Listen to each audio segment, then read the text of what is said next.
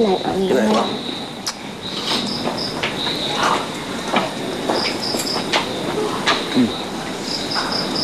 Wala na si Mami. Ano ba talaga pinunta mo dito, ha? I'm sure hindi mo lang kami na-miss. Meron pang iba. Ikaw naman. Siyempre naman gusto ko rin kayong makita. Okay, fine. Kailangan ko talaga ng kakamping ngayon, Jake. Si Daddy kasi.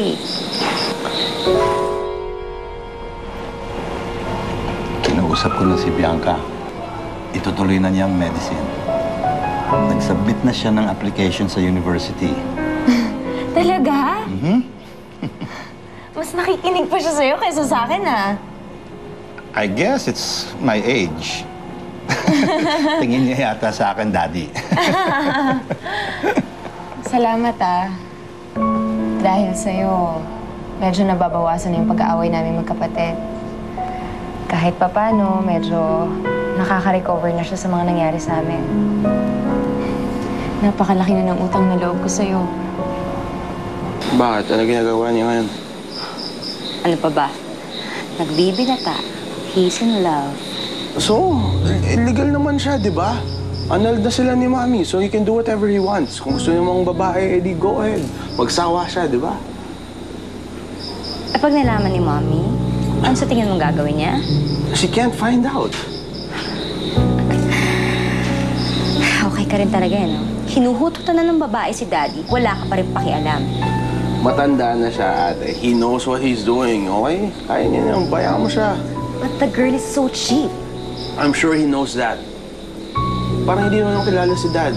Malamang flavor of the month lang niya yan, okay? Magsasawa din siya, okay? You don't have to worry about anything. Oh, welcome to Davao, ate. See you tomorrow.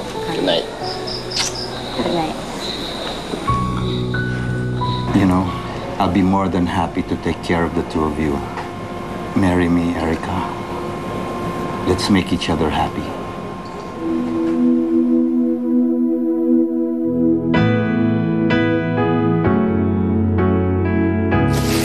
Kung gusto niya magpaloko sa babae, edi magpaloko siya. Babae? Who?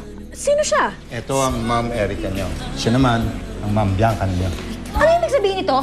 Well, this means that we're going to be a family soon. Hanggat hindi pa sila kasal, gusto ko itapon sila ni Daddy na parang basura. Siya at yung kapatid niya. Hinatadikura mo pa ako. Ang kapal ang mukha mo, ha? I won't apologize sa babae mo, Dad. Hindi ko hihingin sa'yo yun. I'm here to make a deal with you. Hindi ako papayag, Ma. You're not going anywhere. Then you do it. Will you go? Wacky?